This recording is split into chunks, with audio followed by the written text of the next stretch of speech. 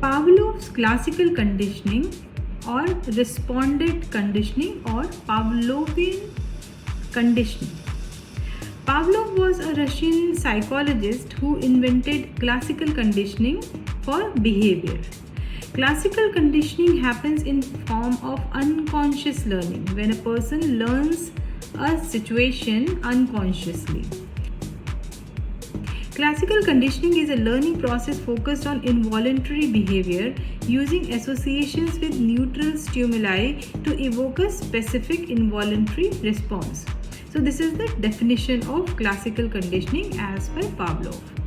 When you learn through classical conditioning, an automated conditioned response, that is CR, is paired with a specific stimulus, that is unconditioned response, that is UR.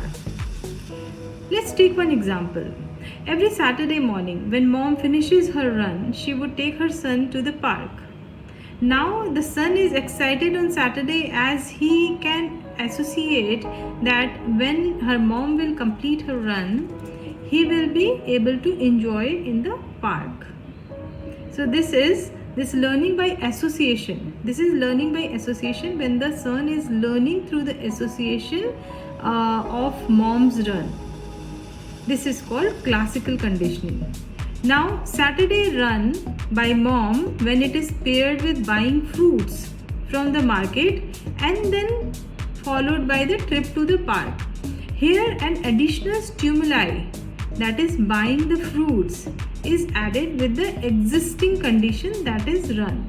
So running is a condition and the response is happiness that son feels, and the added stimuli is buying the fruits. In Pavlov's experiment, there are 3 stages: before the conditioning, during the conditioning, and after the conditioning. So Pavlov did a research on a dog where the dog shows saliva in mouth as the dog looks at the food. So here we can relate it with the baby crying when the baby is hungry. So the second stage, Pavlov rings a bell before giving the food to the dog. So now whenever the dog sees the bell, then the dog can relate it with the food, and then the dog will get saliva in the mouth.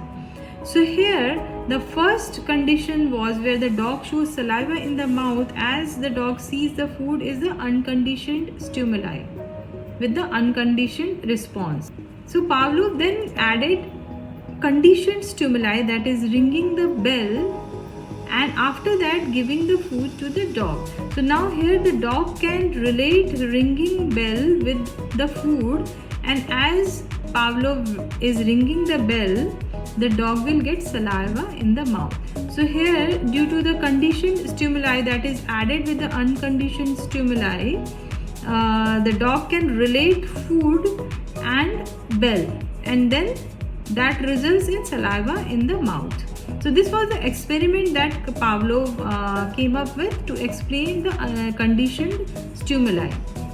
So at the end, the dog can associate bell ring with the food. So before the conditioning, the dog was getting the saliva only seeing the food. During the conditioning, the bell was ringing, where after ringing the bell, Pavlov will give food to the dog. And after the conditioning, now dog can associate ringing the bell with the food, that results in saliva in the mouth. And so here in Pavlov's experiment, food is unconditioned, then bell is conditioned, and unconditioned response is saliva in seeing the food, and conditioned response is food plus bell plus saliva.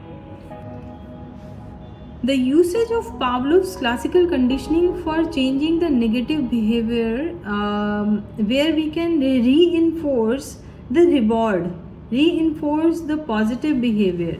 For example, if a person is addicted or is craving for substance abuse, we can keep a reward as a classical conditioning or a classical stimuli. Whenever the person is not having the substance, the reward will be a positive reward. So now the person is conditioned to get the reward whenever the person will not consume the substance. So here classical conditioning by reinforcing the classical stimuli, the conditioned stimuli, is very beneficial. Again, in for example of a person who is having behavior issues, who is having psychological issues like aggressive behavior. In aggressive behavior, we can condition the person with positive rewards in any form whenever the person is not into the aggressive behavior. So now the person is conditioned to not to get into the aggressive behavior, seeing the positive rewards. So here the positive rewards works as the conditioned stimuli, that is CS. So the positive reward will reinforce the person to skip the negative behavior, that is aggression. So I'll repeat again, Pavlov's classical conditioning can be used to eradicate the negative behavior. One, in form of classical stimuli for a person who is under the addiction of substance use.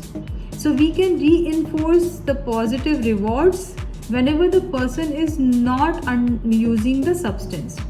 Now the addict can relate that reward as the conditioned stimuli to not to use that substance, and slowly and gradually the person will be conditioned to skip the usage of the substance. Secondly, the behavior issue, the negative behavior, for example aggressive behavior, can be eradicated when we use certain rewards for the person when the person has not got under aggressive behavior mode. That can be considered as classical, that is conditioned stimuli. So here whenever the person is not aggressive, the person will get a reward.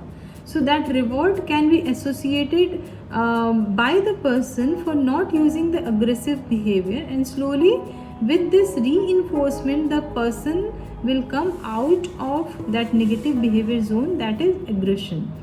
So I hope this is clear now. So Pavlov's classical conditioning in today's world is very effective in CBT also, that is cognitive behavior treatment, where there are 3 phases: before the conditioning, during the conditioning, and after the conditioning. So the psychologist or therapist will remark before, during and after the conditioning in order to understand what is the progress of the client.